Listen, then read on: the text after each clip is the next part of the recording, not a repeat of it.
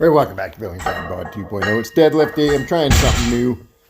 Hitting deadlifts the day after squat day. Hit a 390.5 pound squat PR.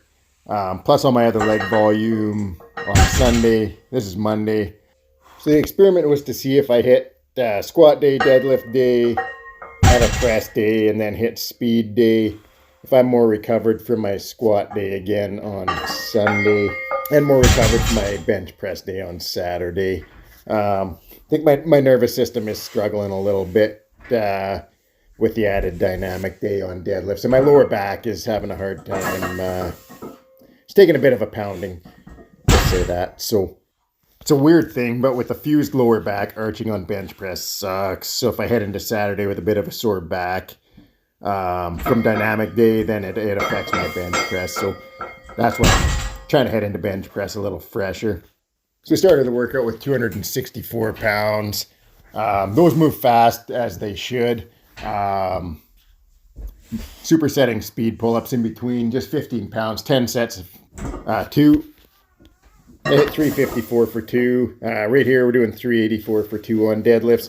And these move fine. Like the speed on these wasn't bad at all. I was happy enough with these. Funny thing with the way my nervous system has been, like on those, they feel ridiculously heavy even at 354, 384, but the speed's actually okay. They just feel a lot heavier than they should.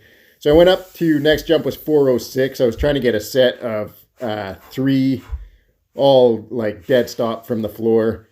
No touch and go here.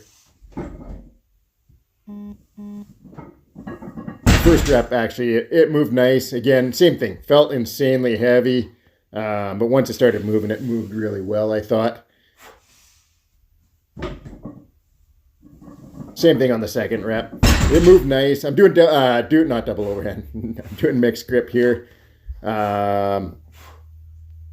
Just want to see what I can handle with mixed grip as I get closer to doing the 1,100 pound total. I got to be able to do it without straps. With this forearm injury, wanted to see. Third rep moved really nice. No problems at all with the grip, so I'm confident that mixed grip won't fail me at all. But second set, you can see here. So first rep felt hard. Didn't move super slow, but it was a grind. So this is more like 2 singles than a double, but put the weight down, reset.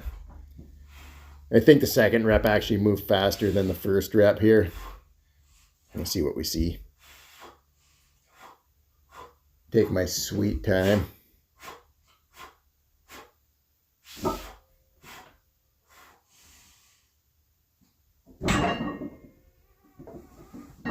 Yeah, second rep moved better than the first rep, but contemplated for a second if I should go for a third rep, and I just was like, nah, I got nothing left in the tank.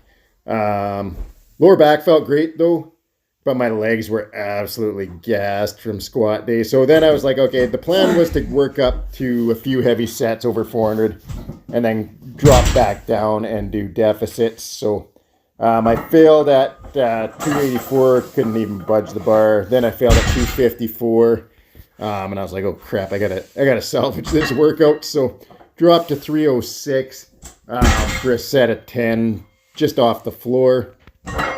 And then after this set, I just stripped even more weight and did high rep sets of RDLs. Once I got down to 306, the bar moved fine. Like there was no problems on these. It didn't feel ridiculously heavy. It moved fine. But my nervous system just was not moving any more heavy weights. That is for certain. This was a short-lived experiment. I'm definitely not going to follow up squat day with deadlift day again. My legs were just too fatigued. Yeah, just didn't have it.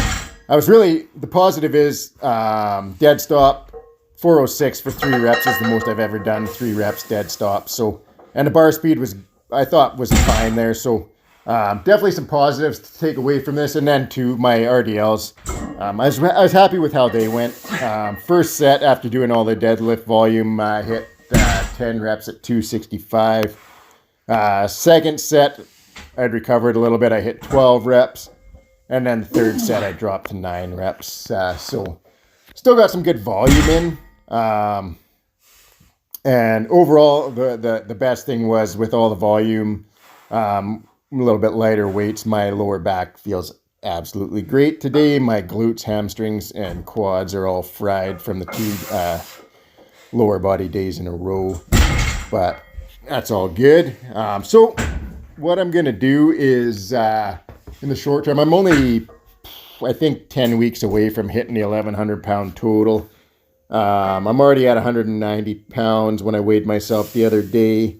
That's where I want it to be at for the total, but obviously, I don't want to have to do a big cut, and I don't want to just sit in maintenance because my squat keeps going up every week. So I don't want to, I don't want to lose that squat strength. I don't want to lose that squat momentum. So I figure now I'm going to set the bar at 198. So 90 kilograms will be the max.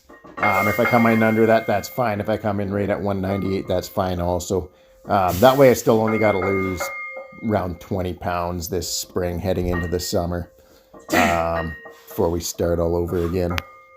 I still want to hit the 300 pound bench, 400 pound squat, both under 190 pounds. Love to do it at 185, but I think in the short term, the goal is going to be to push the strength up as high as I can until I hit 198. And then I'll cut back down probably to about 180, push the strength up again, see if I can hit those numbers at 185.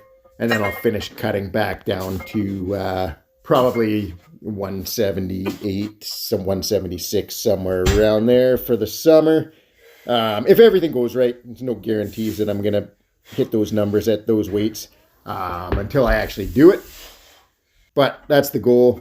I like to set goals for myself are ambitious. They may not be a lot for some people, but for me, they're ambitious. Gives me something to shoot for. Thing to me about setting goals. If you set easy goals, you get there too quick, too easy, and then you kind of give up. Where if you set an ambitious goal, you work your ass off to get there, and then as soon as you get it, you have such a sense of achievement that you just want to push it up, and then you want to go right after the next one and crush it again. So I don't believe in setting super easy goals. For myself, like I said, some of the stuff I'm doing is easy for other people, but I'm pushing my limits. I'm loving it, training hard. Obviously got some stuff to figure out, but we're getting there. So after the deadlifts and pull-ups, just hit accessories here. A couple sets of pull-downs, couple sets of seated rows. That's it for the workout. Thanks for watching. Have a great night.